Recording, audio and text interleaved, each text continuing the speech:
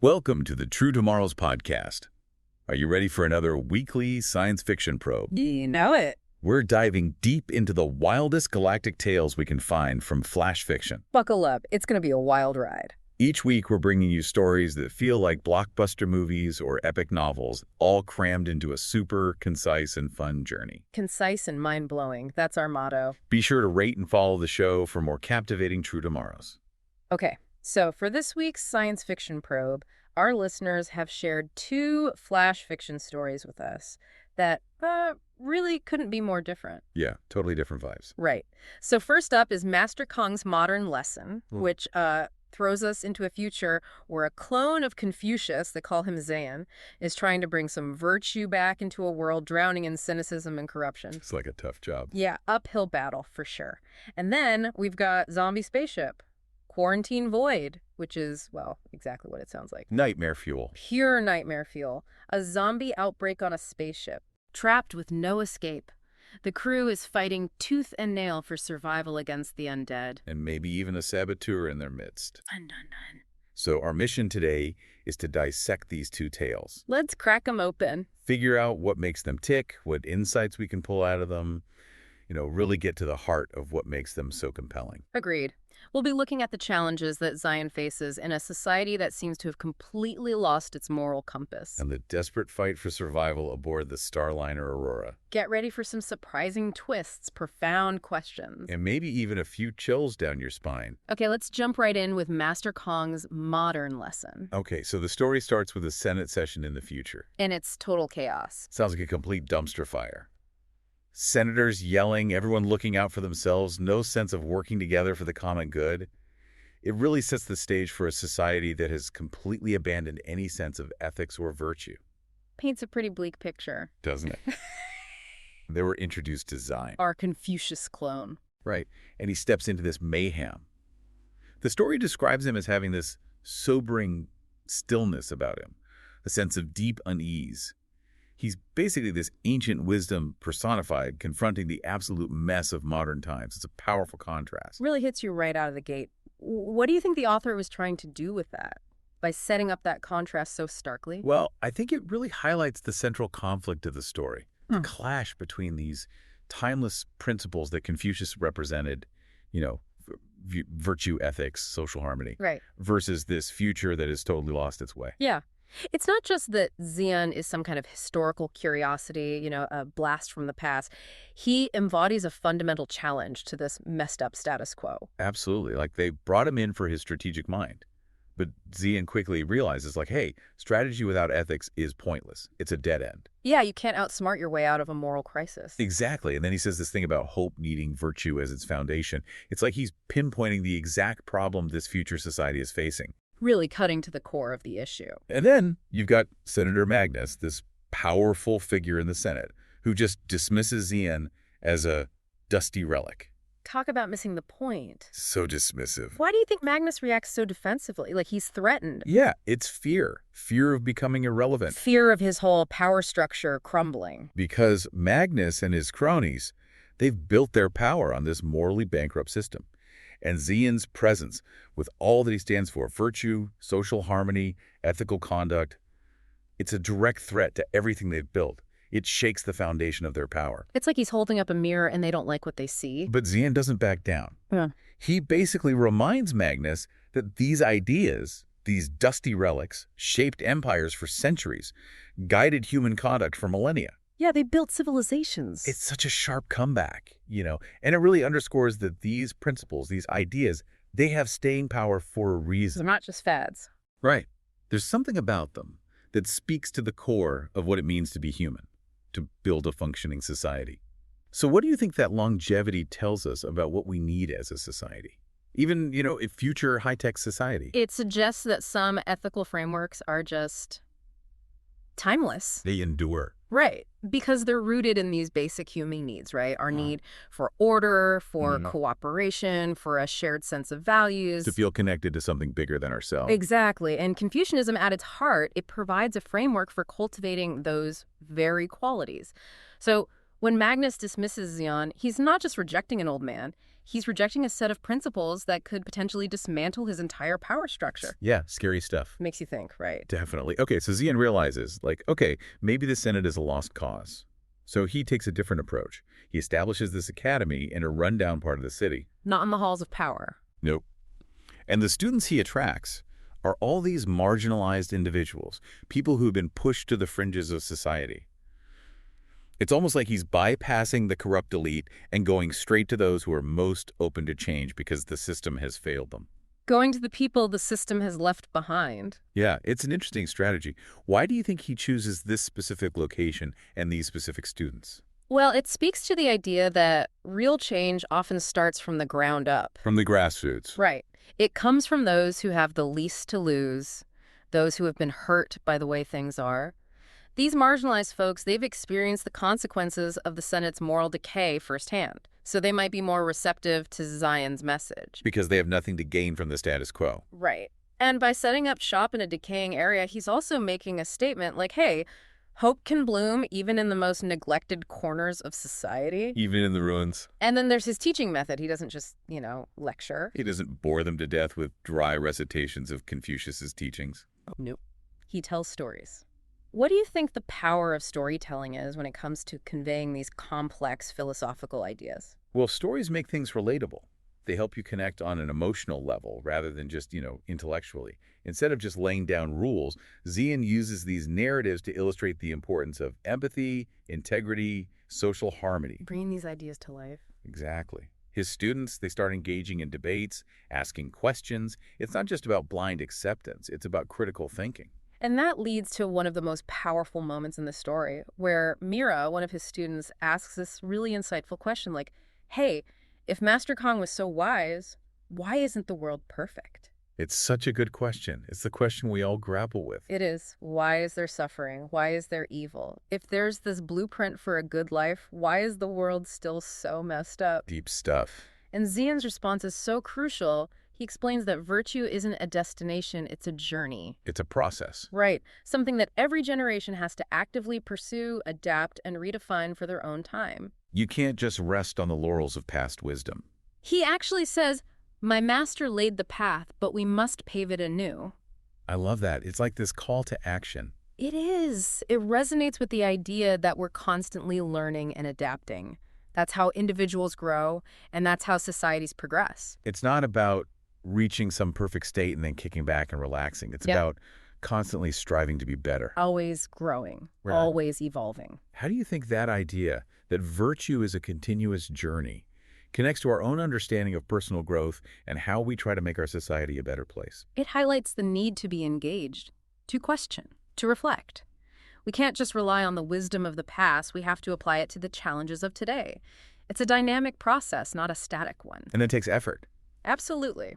Okay, so Zian's academy starts gaining momentum, his ideas are spreading, and surprise, surprise, Magnus reappears. Of course he does. Can't have things getting too harmonious, right? Right. He shows up all smiles and polite words, but the threat is clear. Yeah, there's a menace lurking beneath that politeness. He acknowledges that the academy's influence is growing and that it's causing unrest. Unrest.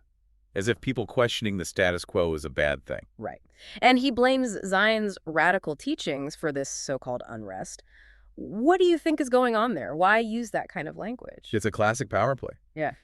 Try to discredit the message by labeling it as dangerous, radical, and try to silence the messenger by making them seem like a threat to stability. It's a way to maintain control, to shut down dissent. But Zian, he doesn't flinch. Yeah. He basically says, if I disappear, what lesson will that teach? Mic drop. Yeah. It calls out Magnus's hypocrisy. Like you're threatened by someone who is advocating for virtue and ethical conduct. Really. Yeah, what does that say about you? But as we see throughout history, those who cling to power, they don't usually play fair. Nope.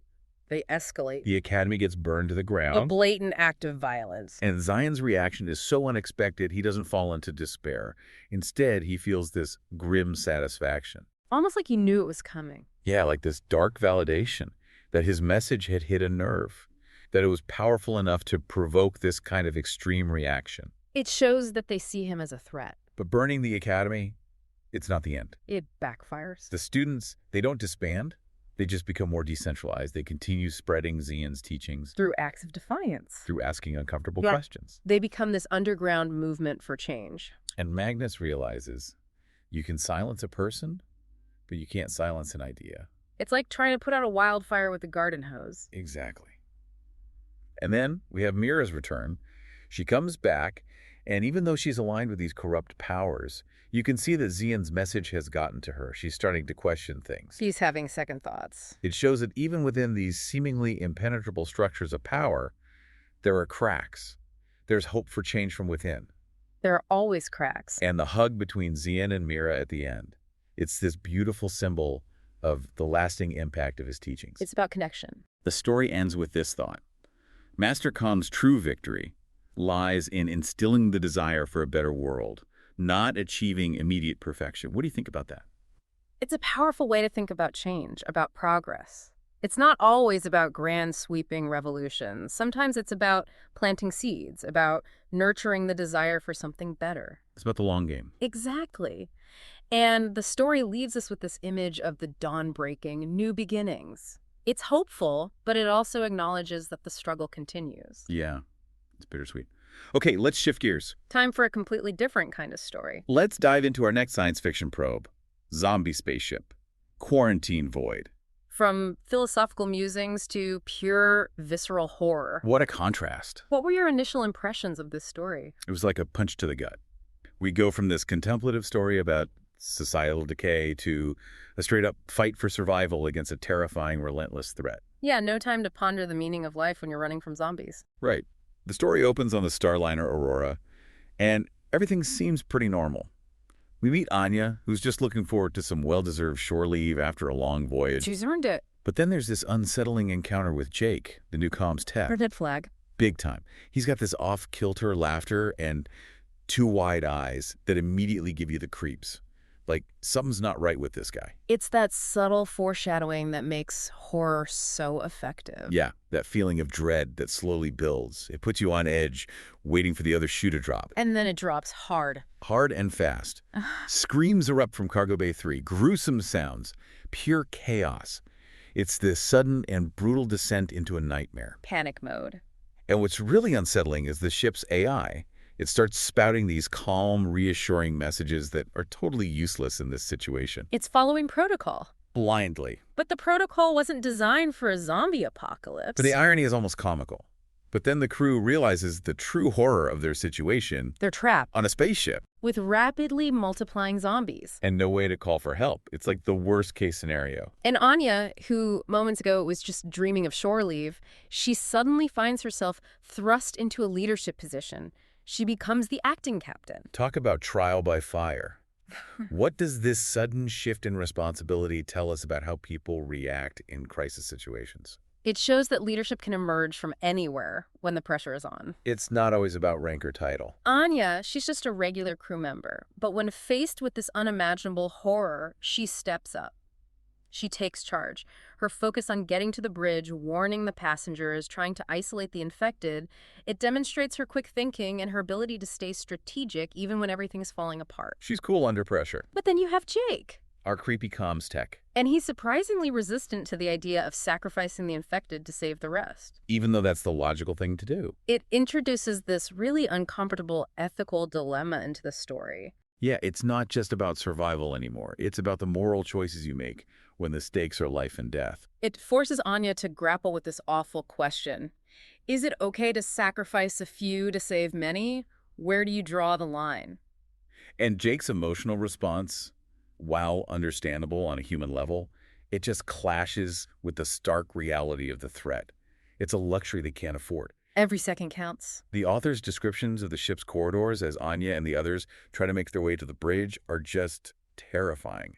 This sterile, metallic environment now stained with blood, filled with these gruesome, reanimated figures. It's a chilling contrast. And Anya's ruthless efficiency in dealing with the infected, it underscores just how brutal this fight for survival has become. There's no room for sentimentality. And Jake's hesitation, it just highlights how high the stakes are. One wrong move, and you're zombie chow. They finally reach the bridge, but any hope of finding safety there is shattered when they try to warn the passengers over the intercom. Can you imagine the chaos? Total pandemonium. And now Anya, She's responsible for everyone on board. The weight of the world is on her shoulders. And then there's the added threat of the infected reaching engineering, which could lead to a catastrophic systems failure. Game over.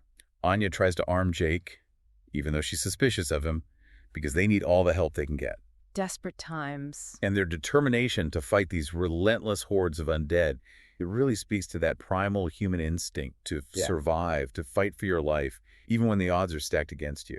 But then, just when it seems like all hope is lost, a freighter arrives, a potential lifeline. A glimmer of hope. Anya sends out a desperate plea for evacuation. And the response they get is chilling. It's not a rescue mission. It's a nightmare.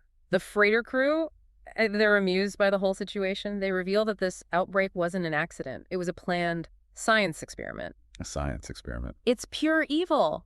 They deliberately unleash this zombie plague on the Starliner, and then they demand a vaccine prototype as payment for rescuing the survivors. It's like they're bargaining with people's lives. This callous disregard for human life is honestly more disturbing than the zombies themselves. And then Jake, he snaps. Turns violent. Which pretty much confirms that he was in on it the whole time. It's another layer of betrayal, of manipulation. Makes you wonder who you can trust when the world goes to hell. It's a gut punch. But then, in this moment of utter despair, something unexpected happens. A spark of defiance. A passenger with hoop earrings steps in, and then other armed passengers start emerging. They're not going down without a fight. Ordinary people showing extraordinary courage.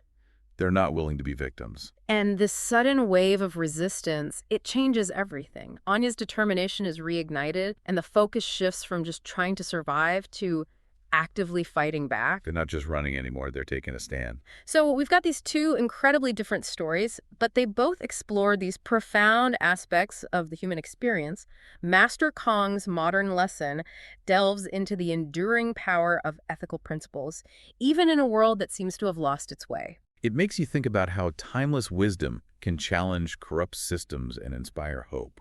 And Zombie Spaceship, Quarantine Void, throws us into this extreme survival situation and asks us to confront our own limits, the dark side of human nature, and the surprising resilience that can emerge when we're pushed to the brink. It makes you wonder, what would you do in that situation? Who would you become? So as we wrap up this science fiction probe, consider this. In a world where self-interest often trumps ethical considerations, how do we hold on to those enduring principles of morality and virtue? How do we make sure they don't get lost in the noise? And in moments of crisis, when everything's on the line, what determines who rises to the occasion? What hidden reserves of strength and defiance do we all have within us? We hope this episode has given you some things to ponder, to mull over, to maybe even lose a little sleep over. What resonated with you most? What questions are still swirling around in your head? We encourage you to keep exploring these themes of ethics, resilience, and the power of ideas. Thank you for joining us on the True Tomorrows podcast.